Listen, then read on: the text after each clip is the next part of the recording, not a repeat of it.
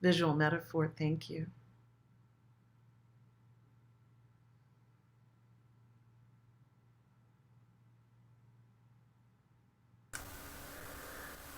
Beloved Murshida and those gathered, what arose in this heart was the teaching of spiritual healing is like detoxification.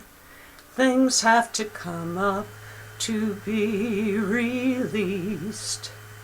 Once we have asked to be healed, then our unhealed places arise to the surface. Wonderful. Thank you so much.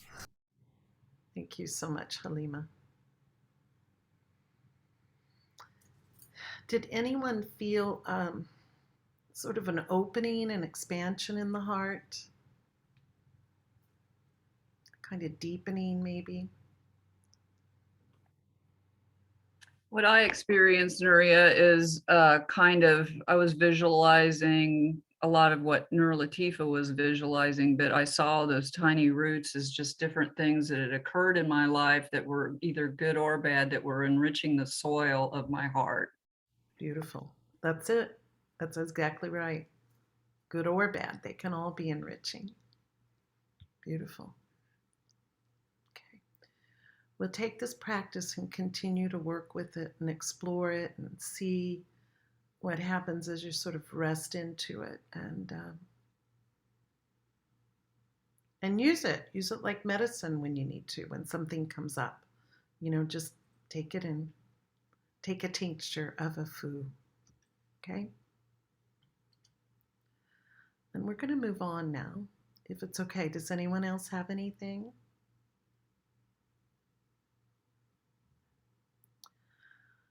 I want to read something, and then after I read it, I'm going to go through it again with a visual. I've made some visuals because I think it helps us to see things differently. And these are, again, words of Murshid.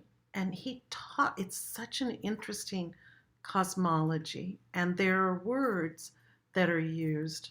They sound simple in their essence. We use them a lot. Sometimes we even use them interchangeably.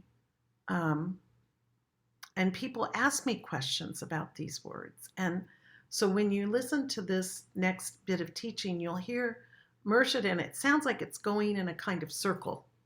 So let's listen to it. Let's think about it, and then we'll look at this visual and go through it again. So Murshid says, the soul itself is no other than consciousness, which is all-pervading. Consciousness, which is all-pervading. But when the consciousness is caught in limitation through being surrounded with the elements, in that state of captivity, it's called soul. All right, so now this has made me think. I asked that question at the beginning. I'll ask it again here, and people can write me, that what's our next steps? I mean, we have a little ways to continue with this theme, but do we want to switch to another theme or just keep evolving topically? But it makes me think that we really may want to go next into the elements more deeply. I've touched on it even throughout this year, but that same consciousness is caught in limitation through being surrounded by elements. In that state of captivity, it is called soul. So the consciousness is all-pervading, but the soul, when it's caught in the elements, or when that consciousness is caught in the elements, it becomes soul. It'd be interesting to contemplate that, to see how that happens and understand it, consciously understand it. I just came flit in here, so I feel like I should say it. Murshid Hidayat would talk in that last passage that we were talking about, the heart and the mind. There's something that he's written in A Message in Our Time, and maybe Amina, I know you translated that into Italian.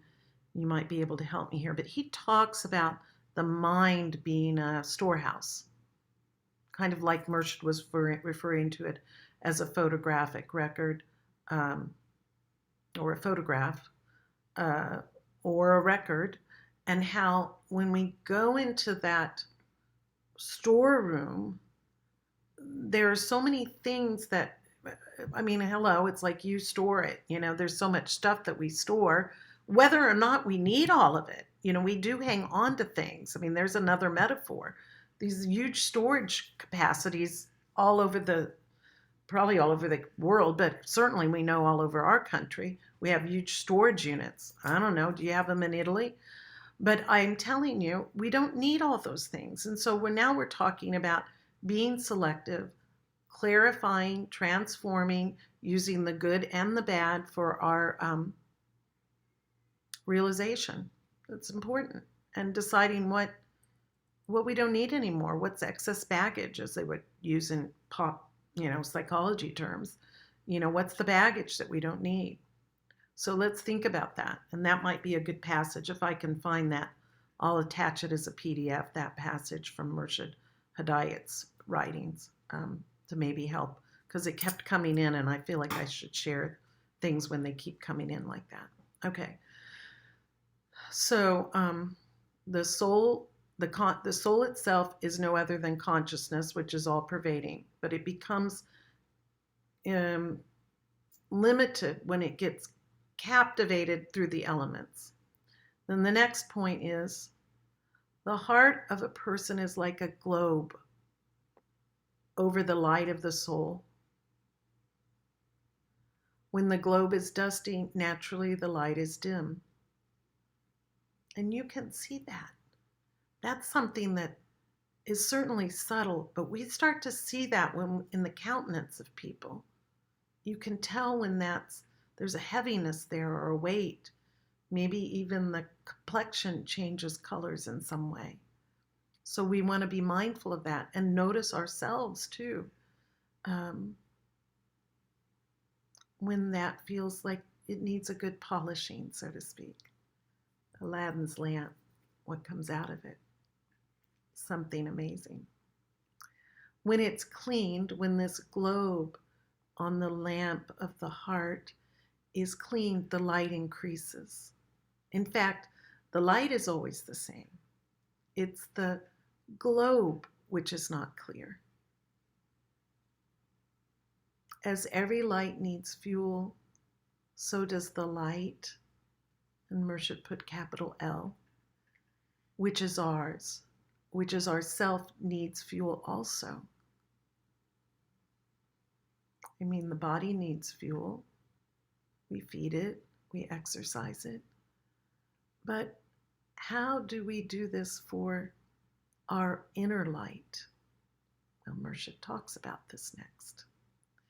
We learn in Sufism that mysticism which teaches us how to collect the fuel, which is necessary not only for the body, but for the mind and the soul. By concentration, by meditation, and by all other ways of contemplative practices. The purpose accomplished by the Sufi is that purpose which is the longing of every soul.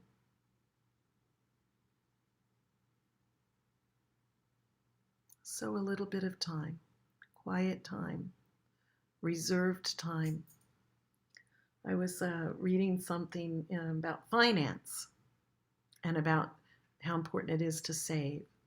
The same could be said here.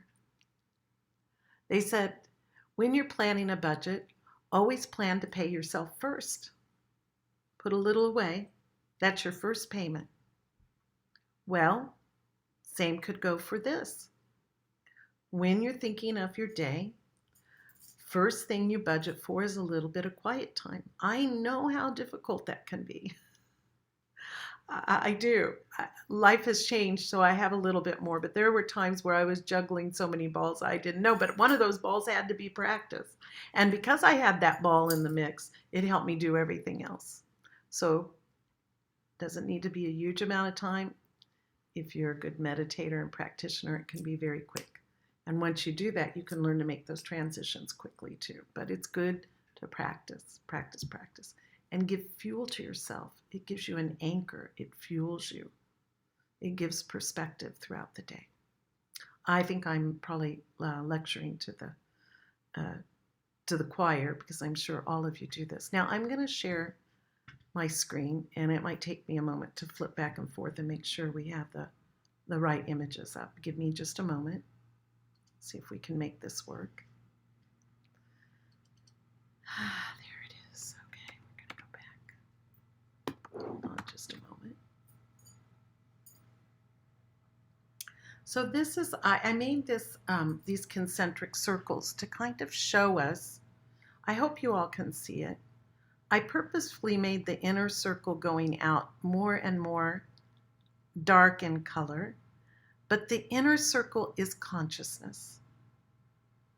This all-pervading presence that Mershid talked about. And he said, encircling that is the soul. And the soul gets, let's go back, I'm going to go to the notes, which are now down here. The soul is no other than consciousness. But we hear those terms, soul and consciousness, commingle, especially those of us that are also on the path of Buddhism. You know, consciousness in Buddhism is, soul isn't a term that's used, but consciousness is often used in place of it.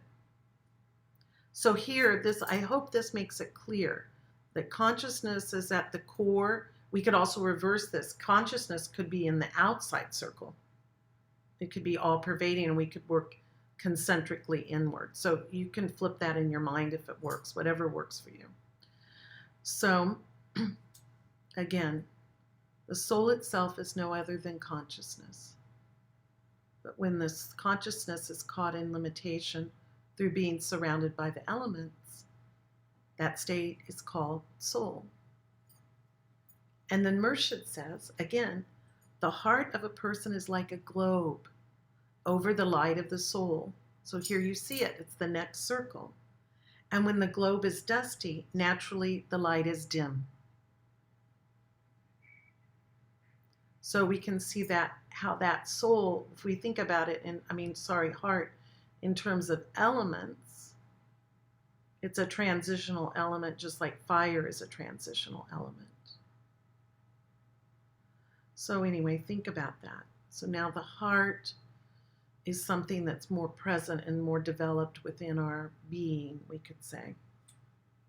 When it's cleaned, the light increases. And again, in fact, the light is always the same. But the globe becomes dusty. And naturally then the light becomes dim. Can you see this, everybody, by the way? Okay. I hope so. So then Mershid again, I'm going to just remind us that in Sufi mysticism, we learn how to gather the light. And the way we do that is through our practices, which are such an amazing gift. Extraordinary. Beautiful.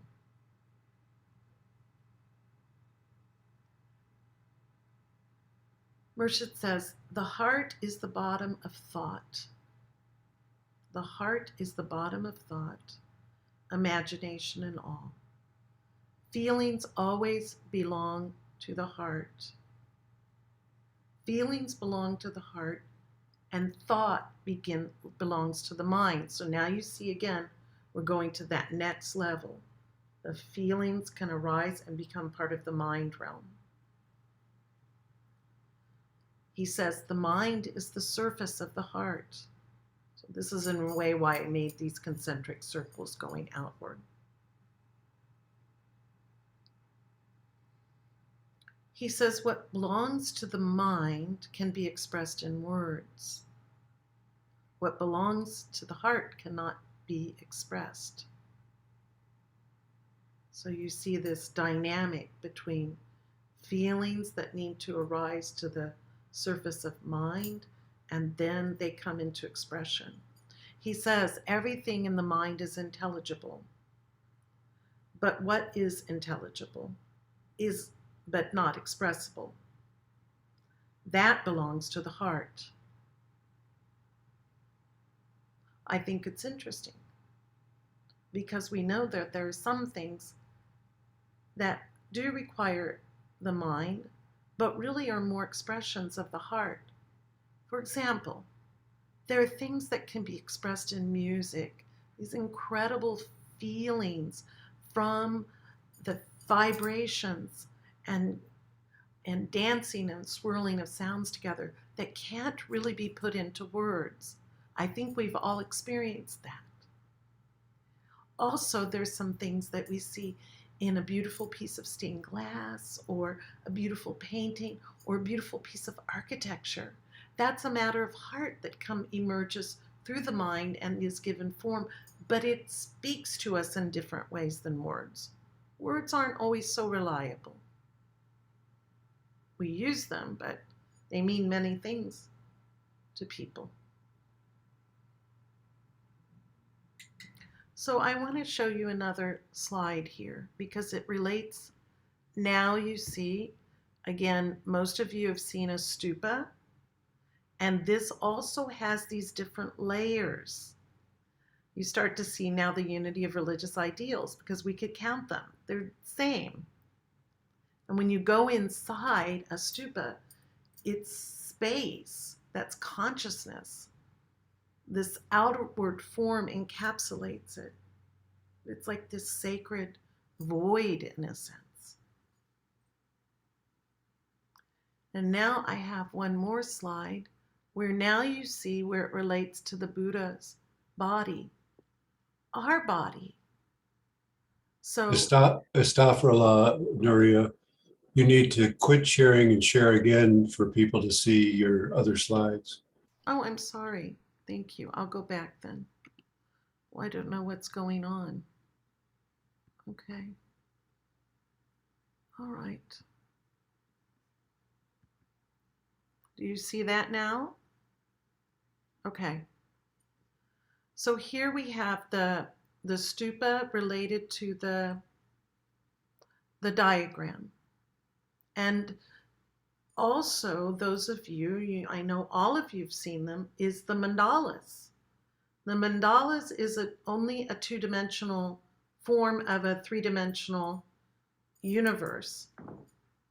So when you look at those flat, beautiful sand paintings or Tonka paintings of a mandala, you will see when it becomes in 3D, it becomes a whole universe, or like a stupa becomes a representation of that. I'm going to flip to this next slide. Let's see what happens. Did it work? Did it work? Can you see it? Okay. So now you see it, all three examples. This is a site in Bangkok, Thailand, where there's the stupa and the Buddha. But again, you see that, consciousness, soul, mind, consciousness, soul, mind, heart, body. It starts to become part of that articulation of those concepts. Does that make sense?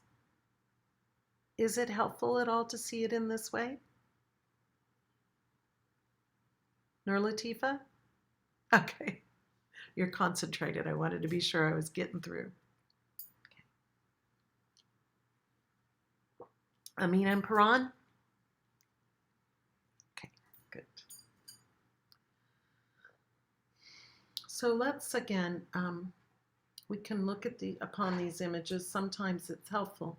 Murshid gave the practice of the dot in the circle. It's a teaching in the Gathas that helps us see that finite point of creation in unity. Unity in God, God in unity. It's also this diagram here. I remember some years ago, I was with Murshid Wali Ali and Pir Shabda, and they said, they wanted me to work very hard, and we looked at several examples of how to make, because that was one of the main practices that Murshid Sam gave, was the dot in the circle on the breath. And he gave it with the Darud, toward the one united with all, toward the one united with all, breathing in toward the one, center of consciousness, united with all, collection of variety bodies, and toward the one united with all. But you could also do it the opposite. Breathing out toward the one, and then in united with all. So there's different ways you can work with that practice. That's just a sidebar. But to give you an idea, again, you can look it up in the Gathas. On the dot in the circle is the body of teachings that Hazrat Inayat Khan gave. There was a reason for that. And if we look again at mandalas, there's always the concentric areas of the mandala that begins with the body, the mind, thoughts, and then the essence. There's usually 4 of them that come into the center, which is where the deity resides, at the center of the mandala. So our deity is our consciousness, but that consciousness is no other than the pure consciousness of God. That's the center of the mandala. So think about that. Also, if you're familiar with yantras, Hindu Vedic tradition, you'll see those same things. There's always the dot, and everything emerges out of that. Those are geometric representations. There are whole cities that are built upon that. Washington, D.C. is one of them, the epicenter being the White House and all the streets fanning out from that. Rome is similar to that. There's a lot of places, Mexico City, again. So this kind of ideal we see manifest in material realms, but it's also, here Murshid's giving it to, it's the cosmology of our being.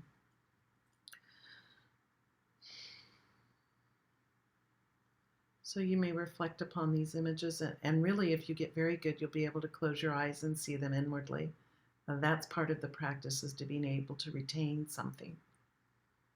And if we can do that, then we can start to retain our practices ongoing in the consciousness all the time. They're there. They're all pervading. But here we reflect and let us remember to concentrate on the light. Concentrate on light. Think about how light is always used. In every sacred service, the light is used. In Sufism, the sharags are called the light bearers.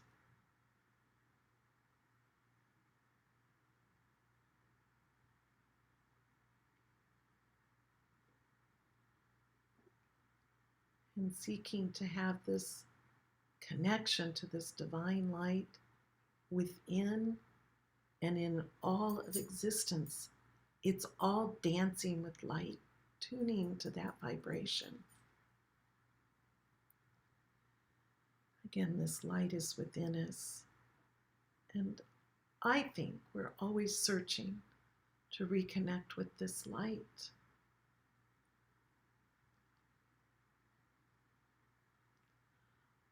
Living here at the beach, it's kind of remarkable. You see people from all walks of life, different countries, different shapes people.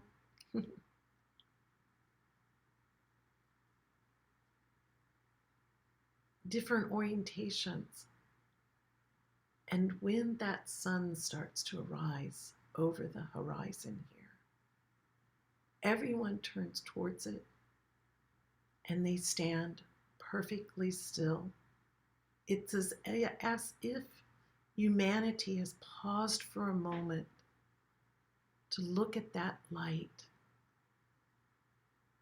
It's like a prayer. People maybe don't even call it that, but they're so taken, with that, the beauty of that light presenting itself over the horizon, to see this whole range of people stilled by it, just standing perfectly still, watching it. It's just a beautiful sight. Letting that light penetrate, feeling the light deeply within us, illuminating. There's one of the lines in the Gayan.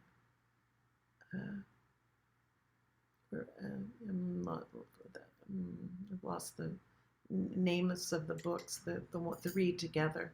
There's a book that contains the Gayan, the Nirtan, and the Verdun, but there's like, thy light has illuminated the dark chambers of my mind.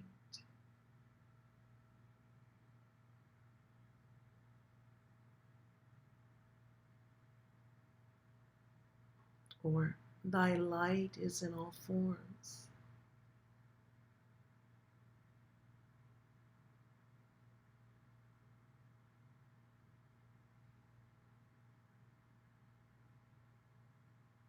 There's many, many lines.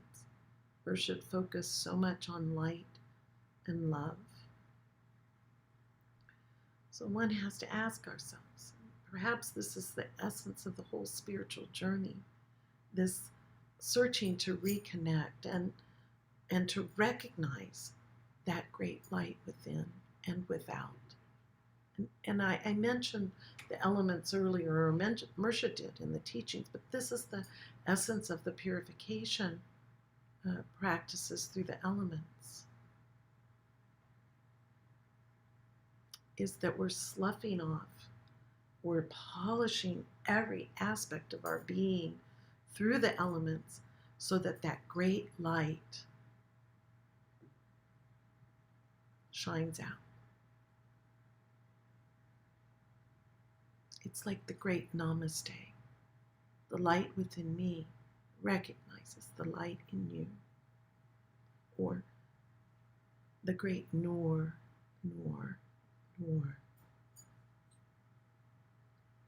We talked last year when discussing this subject about this sense of longing sometimes we have, this sense of nostalgia, and sometimes we don't even know what it is that we're longing for, and we're lucky because we have the path, but of all those that haven't been acquainted with some sort of path that's touched their hearts, people look for it. You know, there's that song, looking for love in all the wrong places. Well, light too. It might be a new car, it might be a new man, it might be a new woman, it might be a new animal, it might be a new car, it might be a new place to live, it might be a new location. No, it's here. That's where it ultimately is. So we want to look for love and light in all the right places. So what we're doing is seeking a pathway that can draw us into this aura, this essence, this halo that is known as the throne of God, the light upon lights.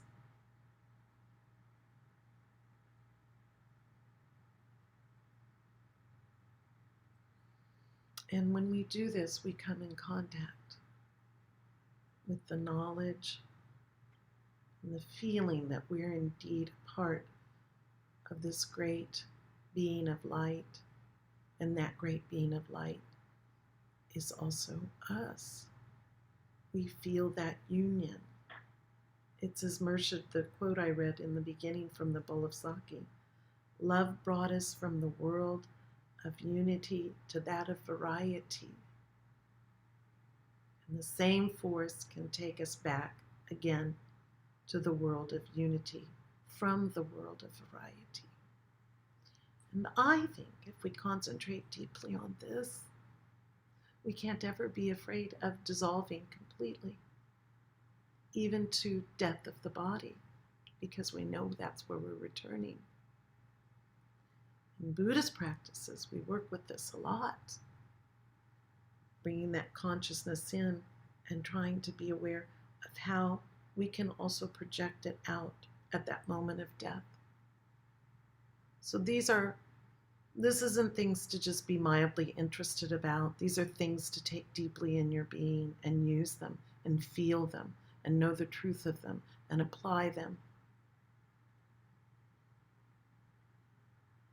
the most amazing, magical, mystical gifts that we could ever receive. And Murshid and all the great traditions have given them to us.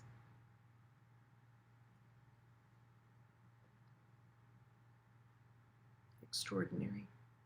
It's just as if all we need to do is take it, put it in that magic light, lock and unlock the mysteries of the universe, the mysteries of ourselves. To thine own self be true. So over these months we've worked with, and I've continued to work with it, I don't know about you, this practice Nur al-Anwar, and we talked about that. It's like we're taking this great sky net and casting it out and gathering the light of the universe and drawing it back into ourselves.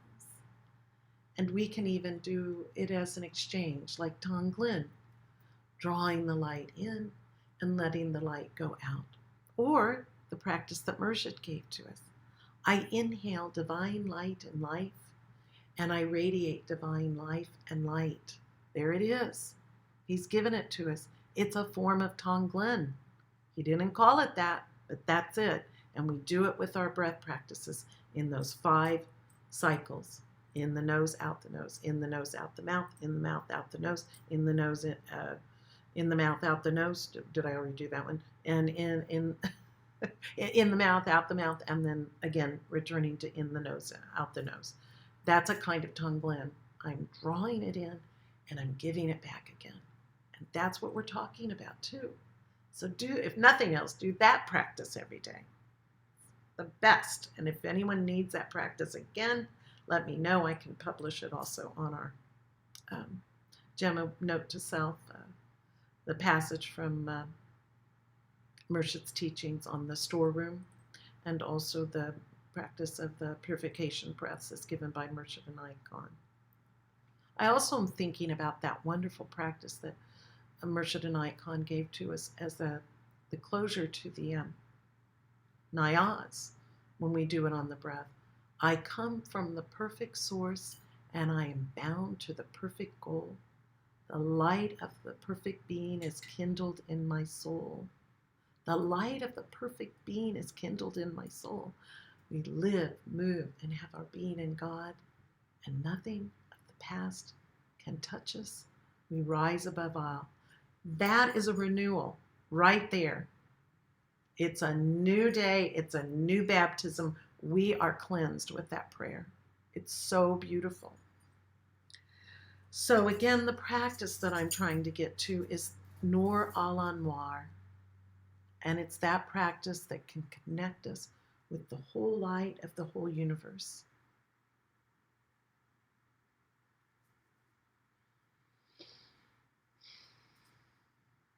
Okay. Let's do this 11 times aloud, 11 times on the whisper, and 11 times silently. And we can kind of tone it.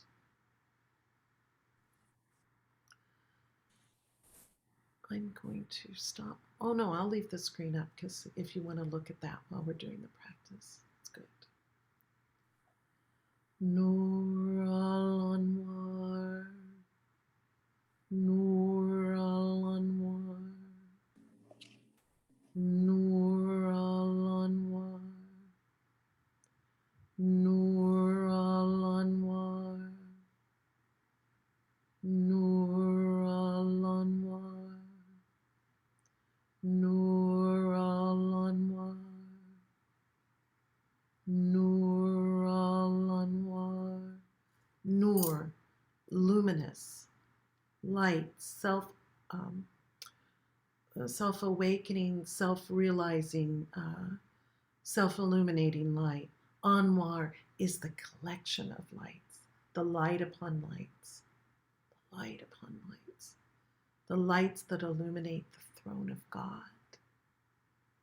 Nur al-Anwar, Nur al-Anwar, Nur al-Anwar, Nur al-Anwar. And now we whisper.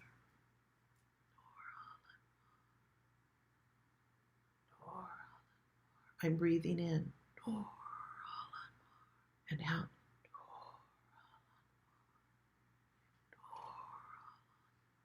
Out. In. Out.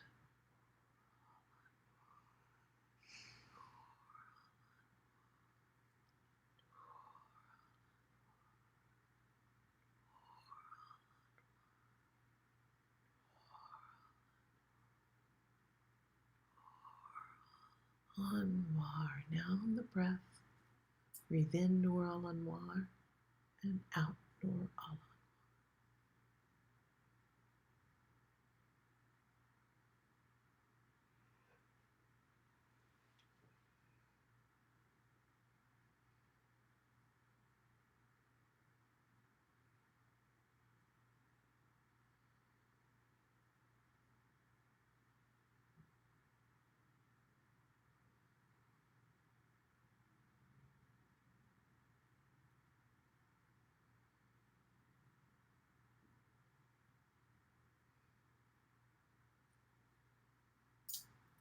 Nur al Anwar.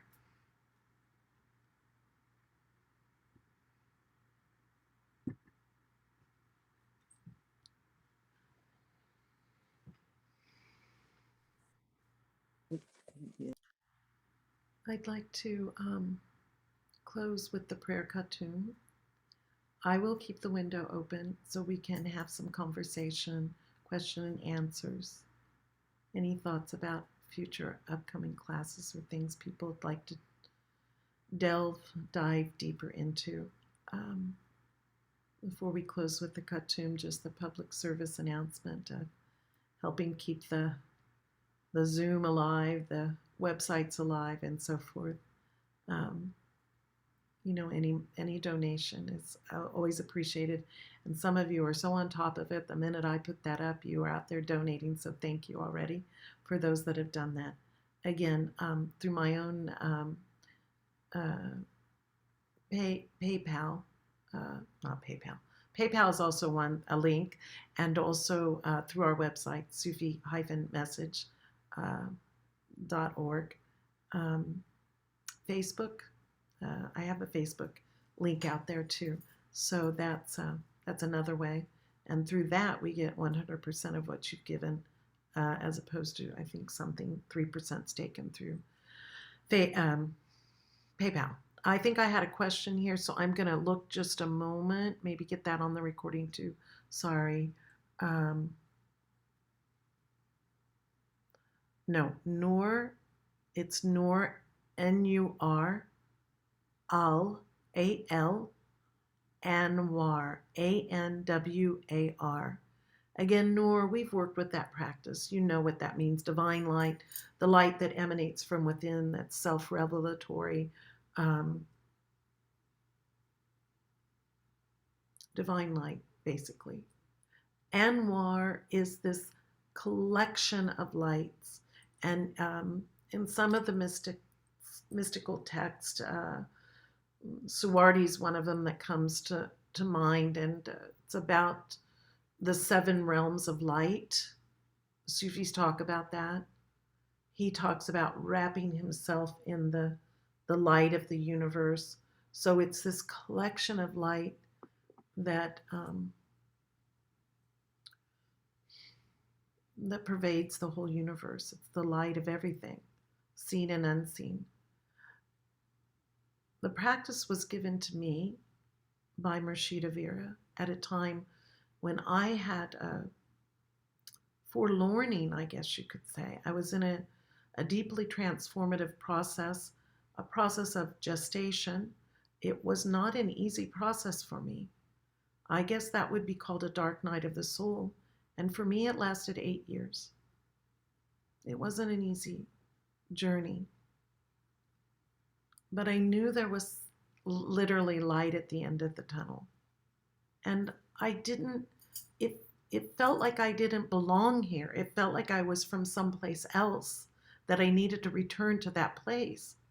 And I remember Murshida Vera asking me, do you feel suicidal? I said, no, not at all. That's not at all. Like, I'm not trying to escape, but I was looking for that connection. I keep trying to put it in words in these classes. I'm not sure if I'm doing it very effectively, but so I'll speak from this personal point of view. But she said, I want you to do this practice. And as you say these words, it's as if you're reaching out and the light within you is touching the light in the whole universe and coming back into you again. And you will feel that interconnectedness, again, a word that's used by the Buddhist, interconnectedness of all things. Things don't exist in isolation, nor do we. We find that interconnectedness. More clarity on Anwar. Whoever wrote that, ask me if that's more clear to you now. Okay, and I see you couldn't see the stupa, but then we got to that. Can someone let me know? Nori Kabli, are you still there? Is it clear to you? Is it clear to other people? Thumbs up, shake your head. Yes, thank you. I'm so glad. Thank you. Please always ask me and my co-host if there's a, I get real involved. Sometimes I don't even see everything real clearly. So you have to be my eyes and ears. If something's out there, you can interrupt me when it seems like a good point to do so and say you have a question and I will be happy to answer it. I'm so grateful that you've asked that question and I hope that was helpful to you. So when you feel like you're alone or you don't belong here or you're longing for something, this is a good practice to make you feel connected. And of course, this is the fuel Murshid was talking about. We learn to gather that light. That's what Nur al-Anwar does. It gathers the light. Gathers the light. Nuria, excuse me, dear, I needed to step out of the room just as you were describing that, and I got part of it, and I'm not sure about the Anwar. Who's speaking? Nur Allah, Harriet. It's Harriet Sabura, Okay, Harriet. sweetheart. Yes, sorry. Thank you. Ask me the question again. I understood the overall of your description, and you said some amazing things. The Anwar part of Nur al-Anwar, I'm not quite sure. It literally means in the short capsulated, it means, so Nur means luminous, and yes, Anwar means the collection of lights. So the light upon lights that the Sufis talk about through all realms of vibration. It's like the Abundama Shamaya, that exists in all realms of light and vibration. So that's spoken to in many traditions. So that's what it is, the collection of lights. Okay? Thank you for asking. Okay. Beloved Murshida, could you also repeat the I come from a perfect source and maybe include it in your mailing? Yes, and maybe, again, Gemma, could you take these notes for me, please? Or Shems, you could do it too and send them to me. So that practice is given with movements, and I've done it before, but I'll do it here. It's usually done at the end of the Nayaz, which is given by Murshid. And when we do the purification breaths, as they were given by Hazrat Inayat Khan, which are different than the healing breaths, although the breath pattern is exactly the same. At the very end, when we're returning to what in the elemental breaths we would call the etheric breath, Murshid gives that breath in the nose and out the nose using the Nayaz. I'm going to step back and then I'll come to this practice. So it's breathing in, beloved Lord Almighty God, and out through the rays of the sun, and in through the waves of the air, and out through the all-pervading life and space, and in. Purify me and revivify me. Hold the breath, and I pray, and then breathe out. Heal my body, heart, and soul. After that, he gives another prayer and practice, and this is how it goes. I'm going to scoot back so you can see more of my body. Okay, so you take your arms out. Murshida Vera gave this one time at camp, and I clung to this practice too. So it's this way. You take your arms out. I come from the perfect source, and I am bound to the perfect goal. Your hands are clasped like this. We are now the stupa. Get it?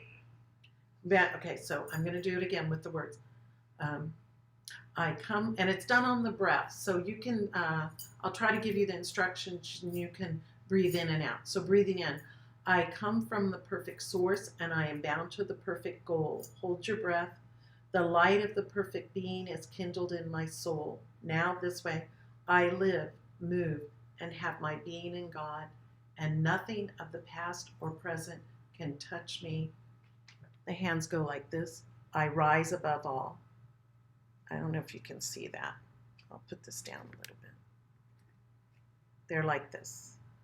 And Murshid gives this gesture that he actually gives a lot as he takes the Amin from when we do our prayers, he raises it from the solar plexus area over the head and then out, and he says about that gesture.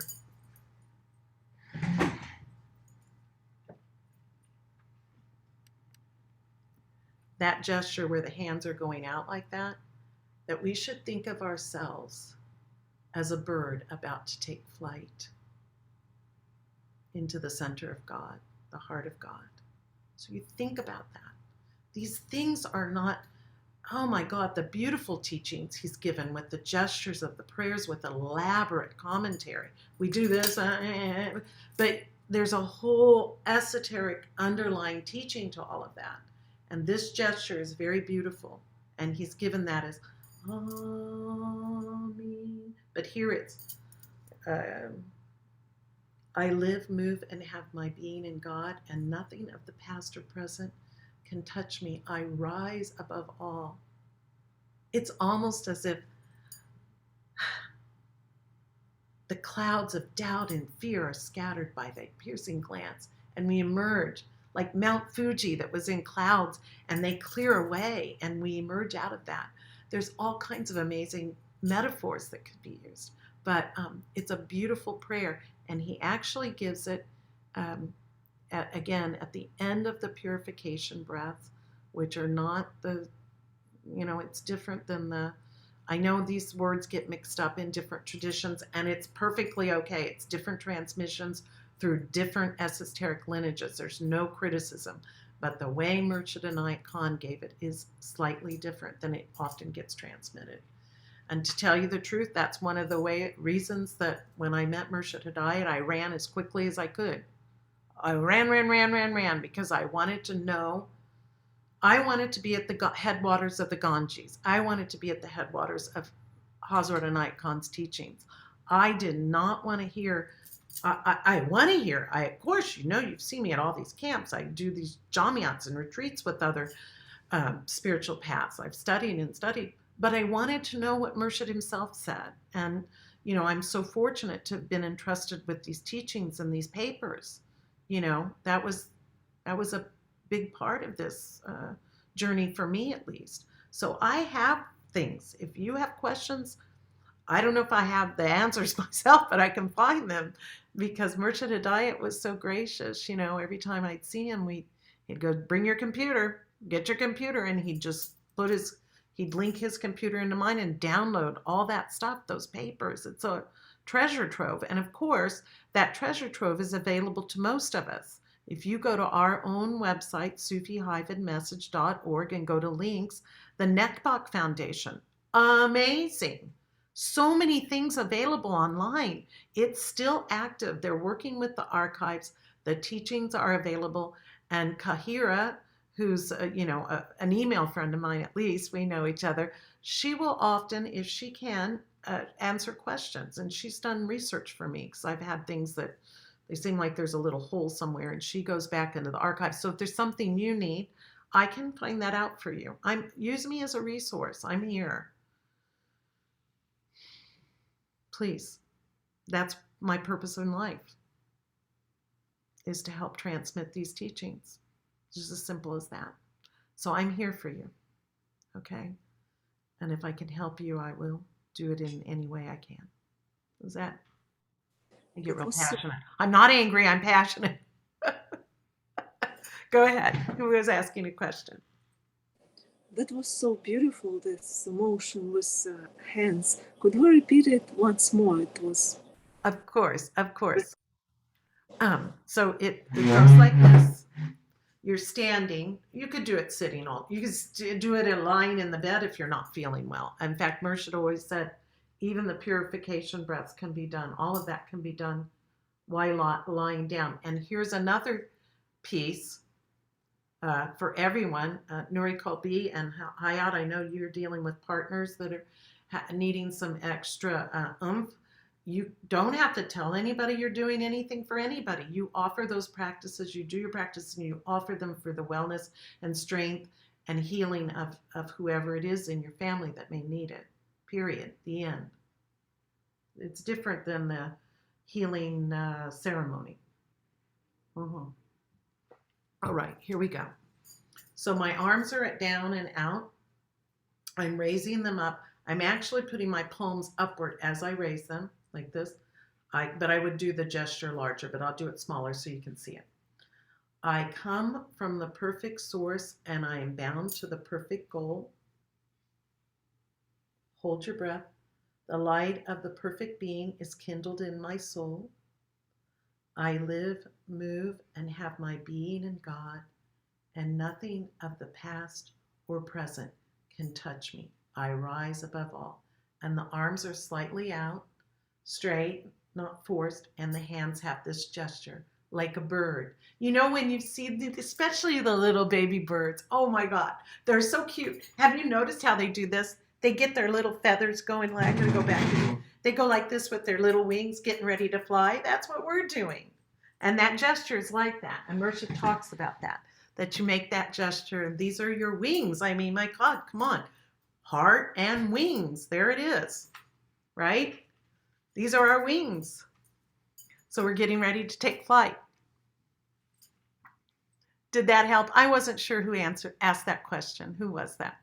Beautiful voice. Is that Patina? That was Ella. Ella. Okay. Oh, good. Good. Thank you. You're so welcome. Nori, would you give that email address again for the source information? Okay. Can you, if you go to our website, ours being sufi-message.org, and click on links. Can someone, Gemma, can you go grab that for us? Are you able to do that and put it in the chat for people? You know where it is. Yeah, I don't have the chat feature for some reason. Okay. I can actually put it on the screen if you want. Okay. Yeah. I don't know how that works, but I will be, who's, Oh, I might be able to do it. Let me check. I just, for some reason it came up now. Let's see. Okay, I've got it. you got it? But Yep. And let me tell you, when you go there, take advantage. There are, and Gemma, you can continue to do that for the benefit of everybody, if you can, if you will. You just click on the chat and then you put it in the text. It says type message here. You can open, it may just open up when you click on chat. Anyway, here's the thing. You have to navigate through, they've been updating their website, but there's a place that says downloads or publications. Go there, and all of those some people, you'll hear them called things the orange message volumes or the brown books.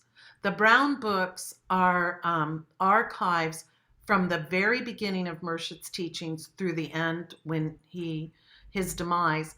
They've put them in a chronological order and they've listed where that was given to what audience, what country, state, whatever, who was the person that was taking the shorthand. It's amazing. And they have they have what's called Complete Sayings, Volume 1 and 2. So they're short sayings, but then they have the teachings in a chronological order. And the orange message volumes were the effort of, I don't know, Amina, you can also correct me if I'm wrong with this, or Mudita, I know you're there, but I believe that was the efforts of the Dutch, the Sufi movement, actually, who then categorized them. They tried to look through all those teachings and found them in categories. They weren't necessarily given in that way. Some of them were. There were some early on books that were published, but that's how they found their ways into those volumes.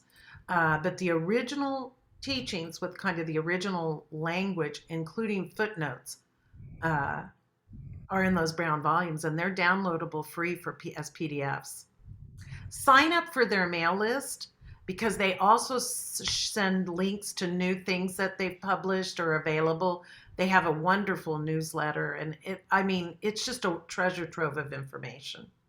So Thank you. feed yourself that way. Thank you. Thank you. Any other questions? Halima here. I'm wondering, where would intuition fall within those circles? Consciousness, soul, heart, mind, body. Intuition. What do you think?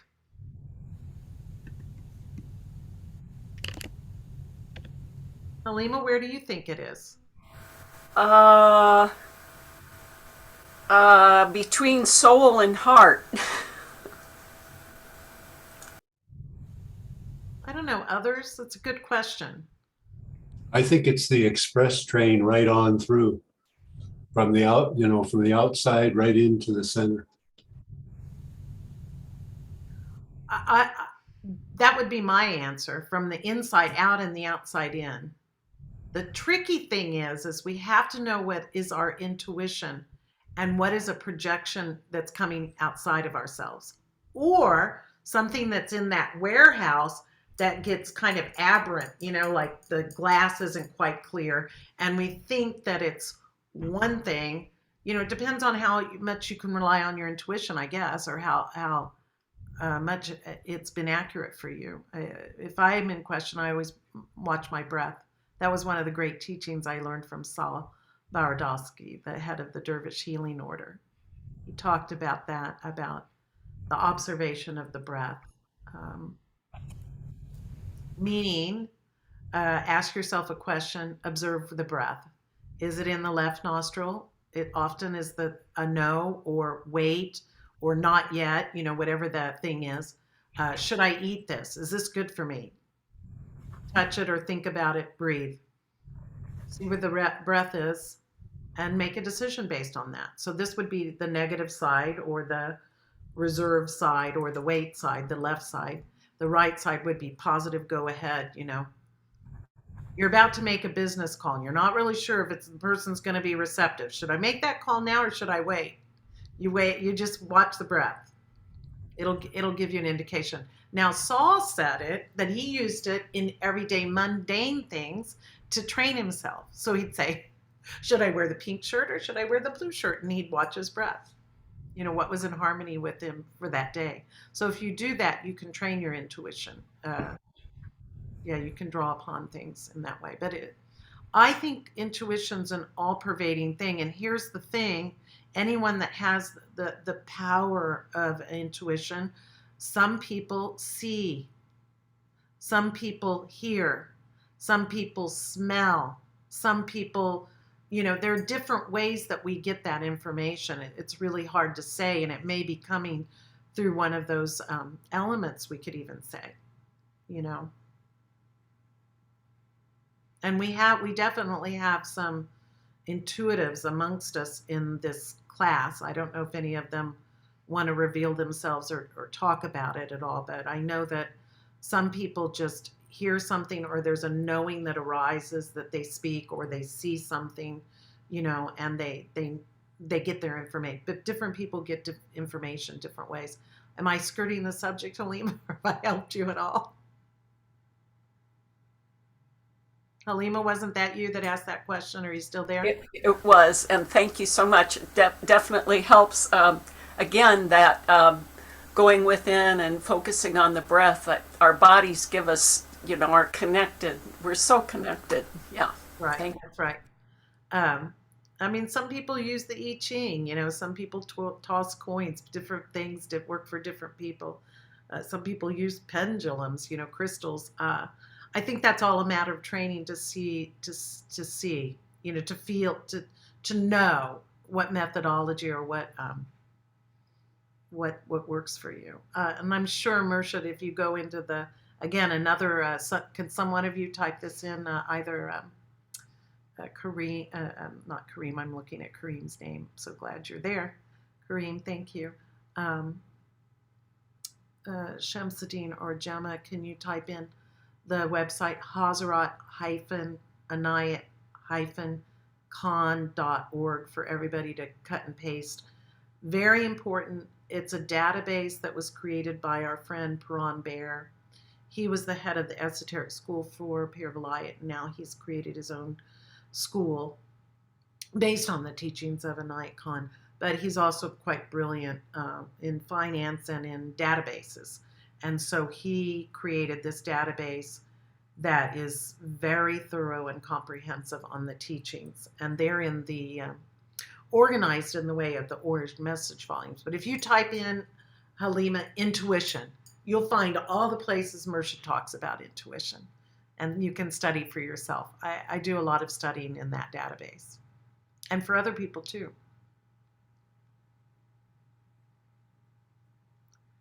Yes, and yes, thank you. You can sign in as a guest. You can also sign in. If you sign up, there's no charge or anything. It's a free service. They'll ask you what organization affiliation you have. I don't know. Maybe it has even no affiliation. I don't know. But whatever you feel your attunement to. And yeah. So that's all out there. And for those of you that have more advanced initiations, if you want to sign up and you want to contact me, I can contact Puran myself, because there's hidden teachings that not the public, there's those esoteric teachings that aren't available to the public. They're available as one progresses along the initiatic path, and I can have those made more available to you. So I'll tell you what, I'm connected. You can use me as a resource. I'm happy to be of service. Again, that's my purpose. So, however it can help. Anything else? Rashida Nuria, I wanted to share with everyone. Earlier, I painted this, and we were talking about you could check into the senses. And so I thought this was pretty much right in tune. Lose your mind and come to your senses. Perfect. Is that backwards? It seems. No, it's not. It's perfect. Is it? Lose your mind and come to your senses. I like that. Very good. That's wonderful. Very pithy, and it's good. Thank you for sharing that, Mudita. Sheikha Mudita. So polite. Thank you. Well, I didn't get to the Khatum yet. I might have to edit this video, but it's been a wonderful conversation. Are there any other questions or comments?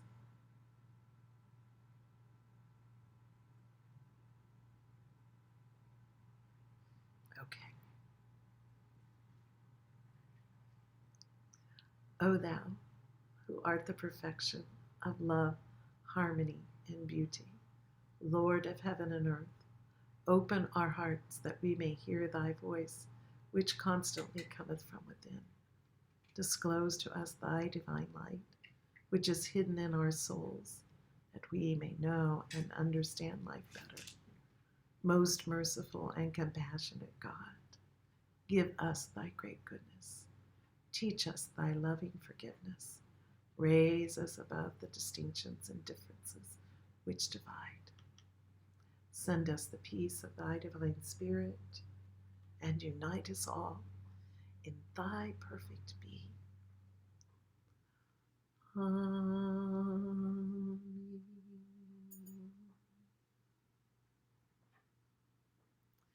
When I make this gesture, I think about every teacher that gave me a blessing and did it in that way, and then moved their hands, and I let that blessing be repeated again and again when I say and close my prayers.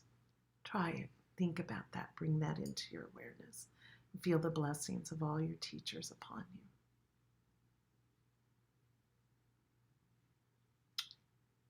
Love you all. Until the next time.